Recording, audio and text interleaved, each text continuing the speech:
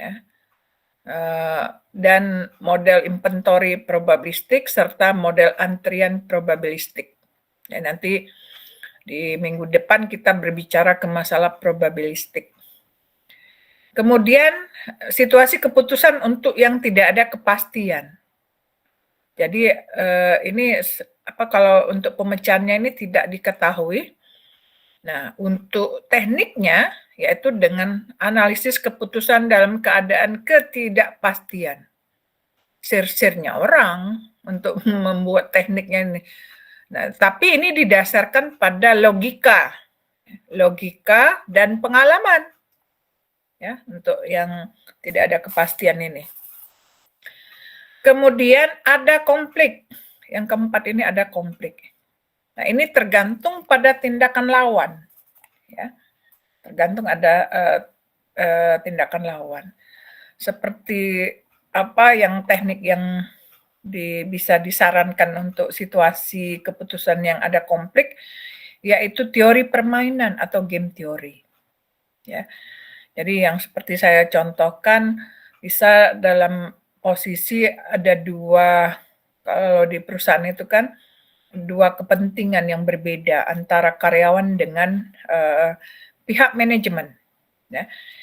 Dari satu sisi karyawan bekerja itu untuk menginginkan mendapatkan gaji yang sebesar-besarnya.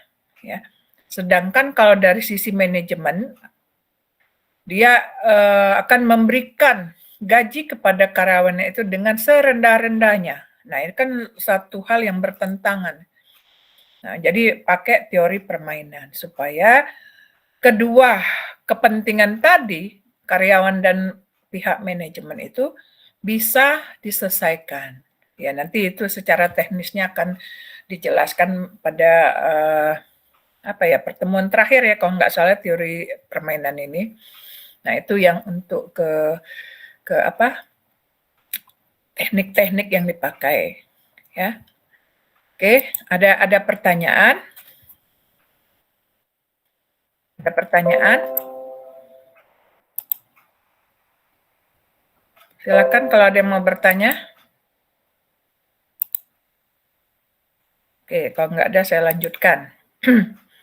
Ya, untuk di yang seperti ini. Nah, berikutnya bahwa peran dari ilmu manajemen dalam mengambil keputusan ini disebabkan oleh beberapa faktor berikut. Ya. Jadi teknologi yang dipergunakan oleh suatu organisasi. Ya. Nah, contohnya apa ini ya, pakai komputer, ada softwarenya. Ya, maka di dalam hal masukkan satu persoalan, apakah di SPSS ya, ataupun di Excel, ataupun di program-program yang lain ya, untuk di transportasi, inventory itu kan ada semuanya softwarenya. Masukkan, nanti persoalannya, datanya ada, tinggal klik, keluar, maka itu yang bisa disarankan dalam hal ini alat bantunya teknologi tadi. Ya. Faktor yang kedua ini, makin berkurangnya persediaan energi dan material. Ini juga penentu ya dalam hal pengambilan keputusan. Kemungkinan juga ini berkaitan dengan apa yang akan diambil ya dalam satu bentuk karena keterbatasan atau berkurangnya energi ataupun material ini ya. Kemudian yang ketiga ini faktor persoalan manajemen yang sangat kompleks dan sangat penting. Jadi apalagi kalau di suatu perusahaan besar ya, pengambilan keputusan dari yang banyaknya bagian sub-sub atau bagian ya ataupun divisi ini semakin kompleks ya. Nah, sebaliknya kalau perusahaannya itu dalam jumlah yang kecil atau yang sederhana, mungkin dalam posisi pengambilan keputusannya tidak sekompleks untuk perusahaan yang besar tadi ya. Kemudian yang keempat, bahwa persoalan yang dihadapi manajer itu sering baru dan sama sekali, ya benar ya. Karena kondisi misalnya untuk resesi saat ini, apa yang terjadi, apa yang dilakukan, macam-macam itu ya. Kemudian Long range objektif memerlukan pengambilan keputusan dengan forecast data. Jadi untuk tujuan yang jangka panjang, pengambilan keputusan itu tidak akan bisa berhasil, ya. Jangan sampai salah, karena ini sifatnya untuk long range tadi yang jangka panjang, maka perlu ada data pendukungnya. Jangan sampai salah, data pendukung ini sangat penting. Dan untuk mendapatkan data ini bukan sesuatu yang mudah. Ya, nanti kalian bisa merasakan pada saat waktu kalian menyusun skripsi. Meminta data di perusahaan itu bukan sesuatu yang mudah. Ya. Forecast. Nah, ini sudah belum ya? Sudah belum materi nih? Belum ya? Oke ya. Nah, TPK kalau dikaitkan dengan dia menggunakan linear programming. Contoh ekspor non-migas sektor pertanian. Keputusan yang harus dibuat ialah berapa jumlah produk untuk setiap jenis komoditi ekspor harus diproduksi agar jumlah devisa hasil penerimaan hasil ekspor maksimum dengan kendala sebagai berikut. Pertama, luas lahan yang cocok untuk menanam komoditi ekspor tertentu. Ya, kalau kita ambil contoh, kalau di lahan yang misalnya 10 hektar, semuanya keras enggak, tanahnya keras tidak. Ya. Ada yang separuh, yang mungkin dalam bentuk air, ya, rawa-rawa. Maka apa yang cocok, yang bisa ditanam atau bisa diolah dari tanah tersebut? Nah, ini luas lahan. Kemudian jumlah petani yang bersedia untuk menanam tanaman ekspor tertentu. Ya, jadi melihat kepada constraint-nya jumlah petani. Kemudian modal yang tersedia untuk usaha pengembangan komoditi ekspor tertentu. Perlu dana untuk mencari bibit, nanti untuk menanam dari tanaman tadi, kan perlu modal, ya. Kemudian untuk bibit tadi, mana bibit yang unggul, mana bibit yang baik, ya. Karena berkaitan faktor penentu juga keberhasilan untuk hasilnya nanti, dan lain sebagainya. Yang keempat ini tersedianya ruangan gudang untuk menyimpan produk yang siap diekspor. Jadi ini kalau kita melihat ya, dari yang para petani tadi yang memiliki lahan yang luas tadi, ya, dia harus memikirkan kalau sudah panen ini perlu ruangan gudang. Ya. Nah, ruangan gudang ini kalau dalam hal dia harus mengambil keputusan, mau buat sendiri biayanya misalnya sebesar X rupiah. Kalau sewa besarnya X rupiah. Karena ada keputusan yang dipilih dengan risikonya. Apakah sepanjang ini? Kalau orang panen kan hanya tertentu saja kan, tidak selamanya untuk disimpan. Kalau barangnya untuk dijual, gudang kosong. Itu biaya. Jadi perlu satu keputusan yang tepat di dalam hal membuat gudang atau menyewa atau yang lainnya. Ya, menyewa atau bisa dalam hal ini kerjasama dengan pihak ketiga dan sebagainya. Ya. Nah, kemudian yang berikutnya ini banyak alat transport untuk mengangkut produk. Ini tersedia juga, ada nggak alat transportnya punya sendiri atau bisa sewa, ya, dan sebagainya ini. Kemudian yang keenam, tersedianya bibit bagi setiap komoditi ekspor. Nah, bibit ini tadi ada kriterianya tadi, bibit yang baik, yang unggul, akan berbeda dengan bibit yang biasa. Ya, yang unggul mungkin untuk mendapatkannya perlu kos yang sangat besar. Ya. Kalau bibit biasa ya sesuai dengan standar. Dan ada hasilnya juga nanti. Kemudian yang berikutnya ini jumlah permintaan dari negara pengekspor. Memperhatikan juga kalau sifatnya ya rutin, berarti kita dalam hal posisi untuk melakukan kerjasama dengan negara pengekspor. Ya, nah itu beberapa contoh. Nah, untuk peran daripada ilmu manajemen, ya melihatnya ini pada yang pertama, pengambil keputusan itu berdasarkan pada tujuan, kemudian pengambil keputusan itu berdasarkan pada informasi dan analisis, ke pengambil keputusan itu untuk tujuan ganda. Ya. Bisa satu sisi untuk laba, satu sisi untuk mensejahterakan masyarakat, saya contohkan yang seperti yang ekspor tadi. Ya, ataupun untuk mensejahterakan karyawannya, ya, pegawainya, ya. Nah, kemudian peran yang berikutnya itu penekanan yang meningkat pada produktivitas. Peningkatan perhatian pada perilaku kelompok, ya.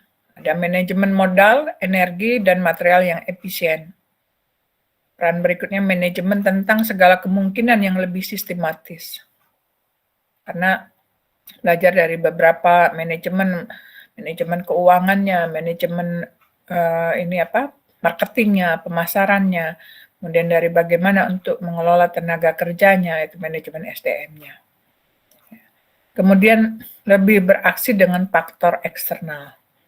Karena kalau kita lihat dari manajemen ini tadi, sangat penentunya itu faktor eksternal. Nah, faktor eksternal ini siapa? Ya, yang berada di luar organisasi tadi. Sebagai ininya, masyarakat, pemerintah, pesaing, stakeholder, pemegang saham, dan sebagainya. Yang lebih bereaksi pada faktor eksternal. Ya. Nah, mungkin itu ya, saya akan ada slide yang lain yang berkaitan dengan, saya tanya dulu nih dengan kalian, untuk bukunya sudah ada? Sudah mendapatkan buku tersebut?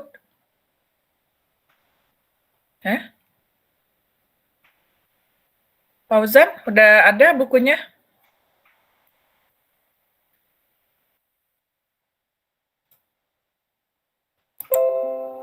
Halo?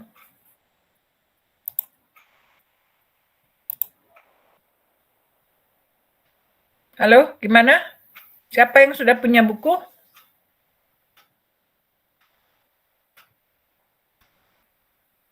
Belum semua di kelas ini? Belum, Bu. Masih dipesan, Bu. Ya, silakan. Karena prosesnya kalau banyak peminat, stoknya ada nggak gitu kan? Oke ya, nggak apa-apa sambil usaha itu ya. Nah, berikutnya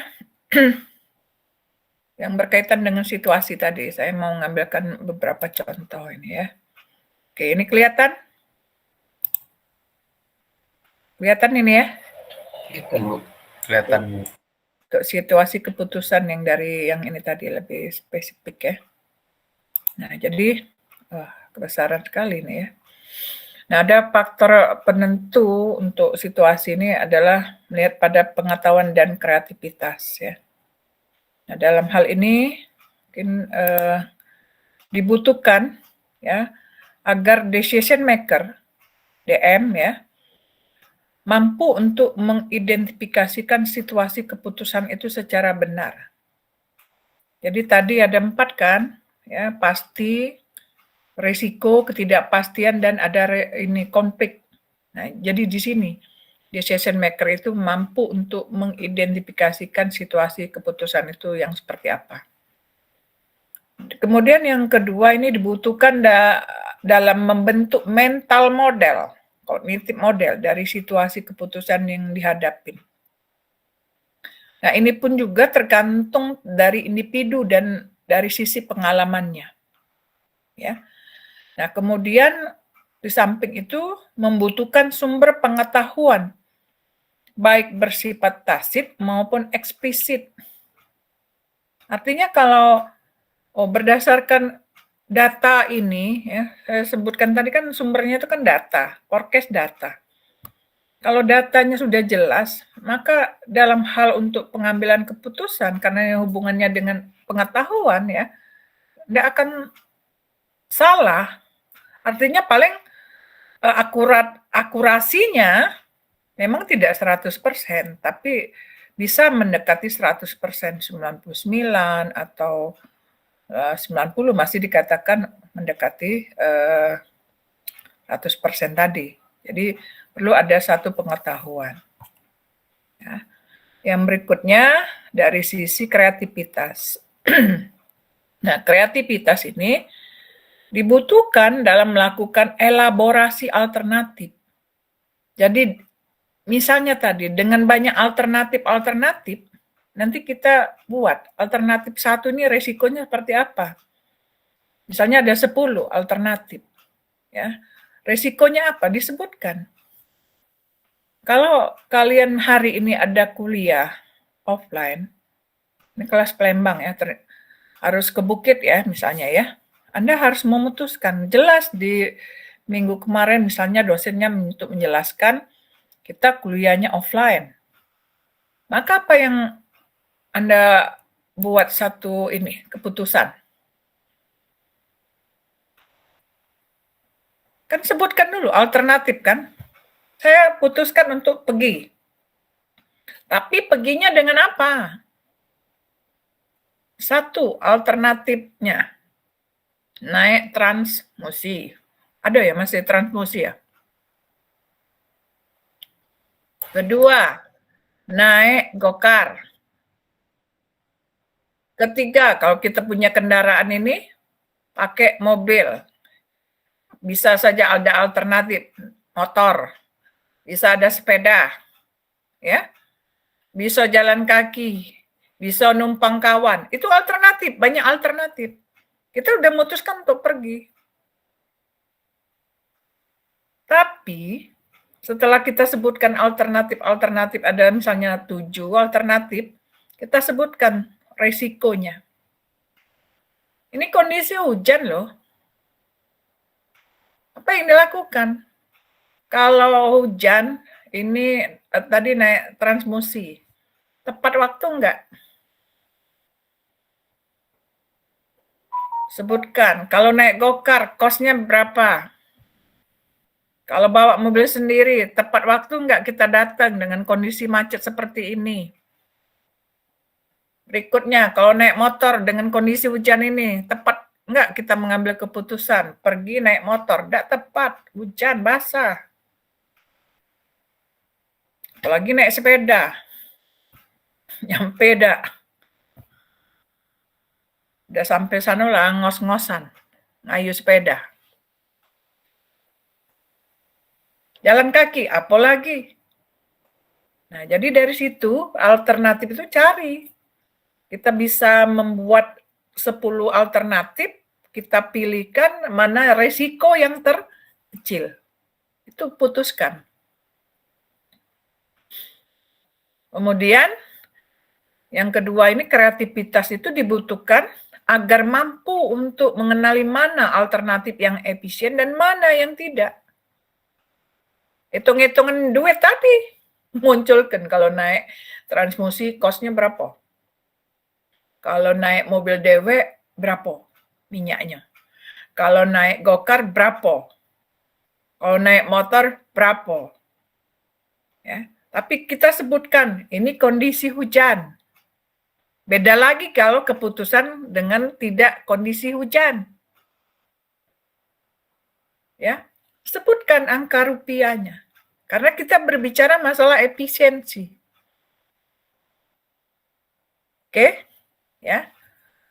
Jadi keputusan itu tidak saja untuk di satu organisasi, di diri kita, di individu. Kan kemarin ada keputusan itu ada untuk individu, ada kelompok.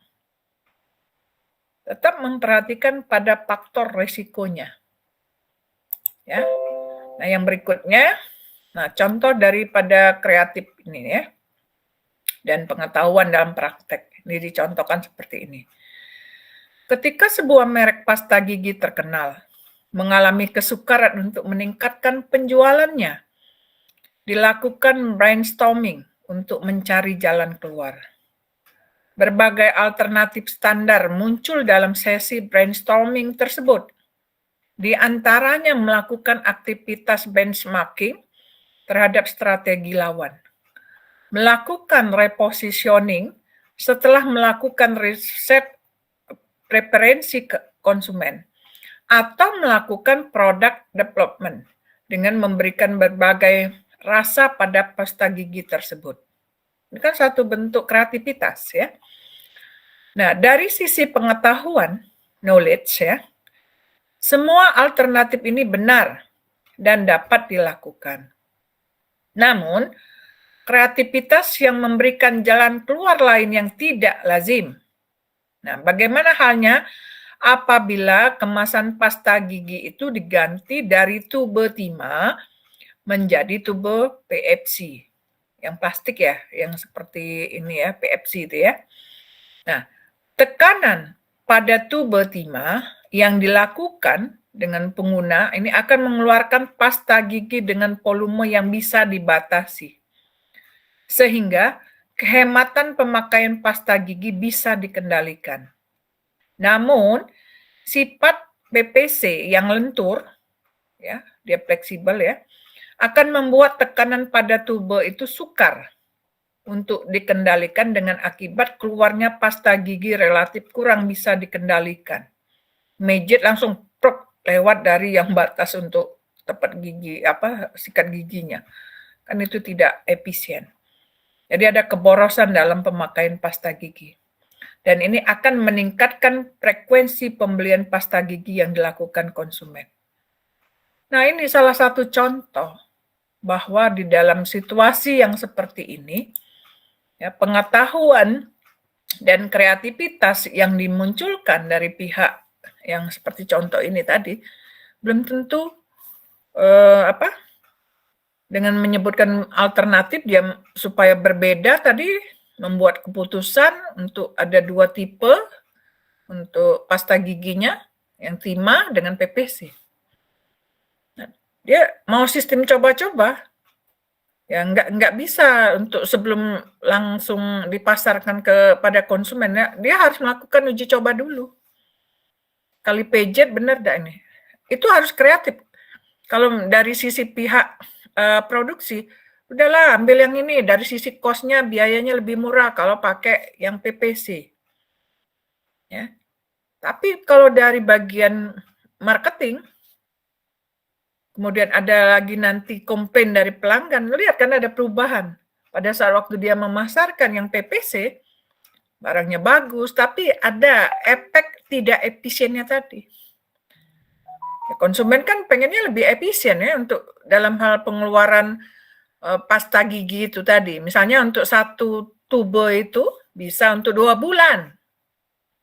Dengan rutin ya. Kalau sikat gigi kan pagi sama malam ya, jelang tidur. Itu rutin, 2 bulan. Tapi dengan kondisi kalau dia PPC dipaksakan untuk dipasarkan, tidak sampai 2 bulan. Sebulan habis. Ya, konsumen kan mikir, ganti dia. Tidak lagi kembali ke produk tersebut, dia kembali ke produk yang lain. Produk kompetitif. Sehingga itulah dampaknya dari sisi laba mengalami penurunan. Ya, jadi sesuatu yang diambil itu dipikirkan efek untuk jangka panjangnya. Kadang hal untuk perdebatan untuk hal-hal yang seperti ini. Di bagian marketing dengan bagian produksi ataupun bagian keuangan itu saling bertentangan. Menunjukkan egonya masing-masing. Bagian produksi ya dia bilang lebih efisien loh pakai PPC dibandingkan dengan yang timah. Oke, produksi. Ternyata ini efeknya di bagian marketing waktu pada saat ini ada penurunan dari pendapatannya. Bagian keuangan, cost loh. Ya. Oke, ya. Nah, itu untuk contohnya. Berikutnya. Nah, persoalan persepsional dan realnya. Ya. Persepsi ini bisa membuat masalah menjadi ambigu. Ini perlu perdebatan loh, yang saya sebutkan yang seperti contoh yang pasta gigi tadi. Persepsi ini bisa membuat decision maker salah dalam mengenali keputusannya. Nah, itu tadi persoalan, karena ada masing-masing kepentingan dari pihak produksi, marketing, keuangan itu, sehingga nanti bingung siapa pengambil keputusan terakhir, ya adalah pimpinan kan, untuk memutuskan dengan berbagai macam pertimbangan. Hati-hati kalau di dalam salah dalam mengambil keputusan, ini dampaknya terhadap laba. Ya. Nah, persepsi ini dipengaruhi oleh hukum keberhasilan masa lalu, sehingga decision maker ini mengira situasi keputusan adalah seperti situasi yang pernah dihadapi, padahal tidak. Ya. Nah, ini juga dalam hal memperhatikan siapa pesaing juga. Ya, pada saat waktu dia mengambil keputusan untuk memproduksi ini, ternyata tidak ada yang pihak pesaing. Tapi dengan adanya muncul mungkin keberhasilan, maka akan diikuti oleh pesaing juga. Dalam hal ini tadi perlu adanya kreativitas terus terhadap produk tadi. Ya. Oke, berikutnya. Nah, ini persoalan persepsi dalam hal ini real dan praktek. Ya, hal yang sepele ya. Kalau kita lihat ini ya, untuk masalah di bangunan. Ini yang kalau di bangunan itu ya, hal yang sepele. Ini kalau tidak dilakukan pengikatan di ini ya, pengamanan, ini loh, dalam proses. Nanti kalau tidak memakai, kalau dihitung ya, tidak usah pakai yang ini dampaknya nih, rontok loh. Hal sepele ini, apa ini, baut ya, untuk ngunci ini, perlu dikunci. Kalau tidak dikunci nih, dalam posisi ambrol. Hal sepele ini. Ya, contoh. Nah, untuk berikutnya ini, persoalan terstruktur dan tidak terstruktur. Ya, persoalan yang terstruktur ini yang rutin, yang saya bilang kemarin kan, rutin dan berulang gitu ya. Nah, dan model keputusannya itu telah diketahui. Variabel-variabel keputusannya sudah dikenal. Enak kalau yang seperti ini. Dengan posisi dia harus, sebentar ya. Ada telepon, sebentar.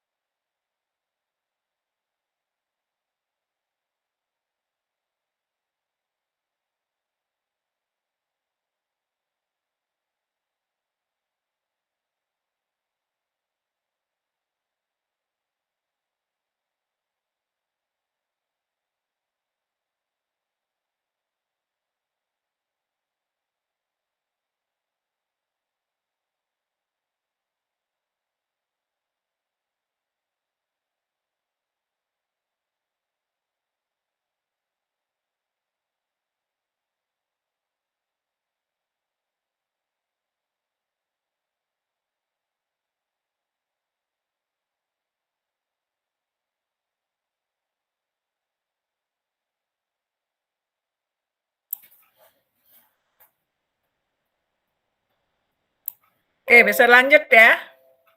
Bisa dilanjut ya. Jadi yang contoh yang kemarin yang sifatnya rutin berulang itu kan ada, jadi dalam hal pengambil keputusannya sudah pasti gitu ya. Nah, untuk yang persoalan yang tidak terstruktur ini biasanya sifatnya tidak berulang, one shot problem. Ya, ada kalanya dadakan gitu ya. Nah, kemudian model keputusannya dia tidak memiliki kepastian. Dan variabel-variabel keputusannya juga tidak bisa diidentifikasikan. Ya. Ini persoalan yang di dalam pengambilan keputusan. Jadi decision maker harus paham loh untuk persoalan itu apakah dia persoalan terstruktur atau tidak terstruktur. Ya, jadi langkah pertamanya itu dia harus menentukan persoalannya dulu. Nah, nanti tinggal jalan nanti dalam hal pengambil keputusan yang akan diambil yang seperti apa. Ya.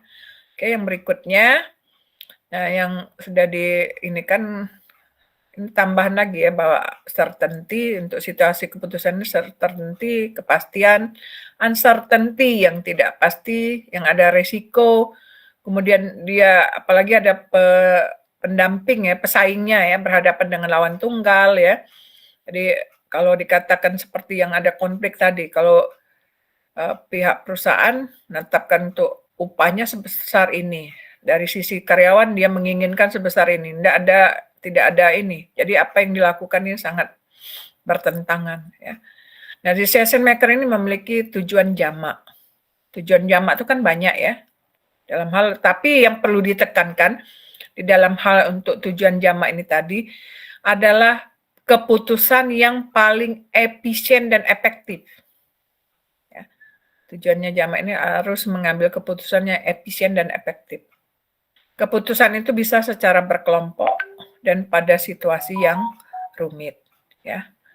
Oke, itu kemudian. Nah, perlu adanya tujuan yang jelas. Nah, dengan adanya tujuan yang jelas ini membuat pengembangan alternatif itu semakin tajam. Ya. Tujuan yang jelas ini membuat kriteria keputusan itu menjadi jelas pula. Jadi saya sebutkan tadi yang ada alternatif untuk mau kuliah ke Bukit offline dengan ada banyak alternatif, maka harus dimunculkan tadi cost-nya secara ini sehingga di dalam hal pengambil keputusan itu tidak akan salah ya. Oke, mungkin itu sebagai tambahan untuk di situasi ini. Silakan kalau ada yang mau bertanya. Silakan. Ya, ini masih secara narasi, cerita-cerita dulu, belum ke kita berbagai hitungan. Ya. Di minggu depan kita berbicara ke probabilitas. Ada pertanyaan? 53 yang hadir di kelas ini. 53, harusnya 66. 66, ya, ada yang nggak hadir ya. Baik, saya tadi sudah share untuk kode enrollment key-nya di e-learning. Sudah daftar semua? Sudah, Bu. Sudah absen ya? Sudah, Bu. Untuk yang di GCR belum ya? Belum, Bu. Saya cek dulu, sudah saya buat belum? Oh, belum ya, sebentar, saya buat dulu. Untuk presensi. Bentar ya. Presensi pertemuan kedua ini ya. Kedua, tanggal 19.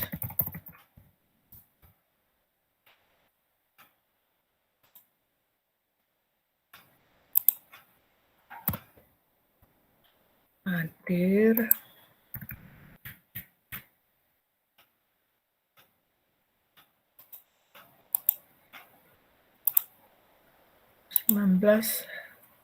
Sampai jam 09 ya saya ini absennya.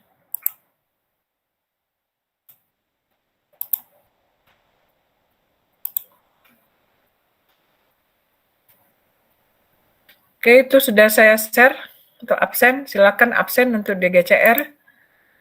Kemudian coba diaktifkan kamera, kita mau foto.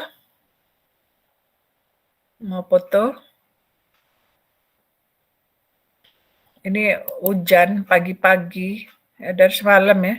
Enak tidur ini. Benar ini. Ya, mau males kali mau kuliah kalau pergi ke kampus ya. Untung online ya. Untung online. Oke, kita foto. Disensor tolong bantu. Nanti Iya, Bu. Siap, Bu. di-sharekan di ini ya. Iya, Bu. Di GCR, Bu ya. Saya Ya, di posting. GCR. Oke, saya foto, Bu ya. Ya. 1, 2, 3. Sekali lagi. 1, 2, 3. Oke. Oke, mungkin itu saja ya yang bisa saya sampaikan untuk hari ini karena saya ada kelas lagi di jam yang sama nih. Saya pending sampai jam ini 8.45 ini. Ya. Oke. Saya akhiri. Wassalamualaikum warahmatullahi wabarakatuh. Waalaikumsalam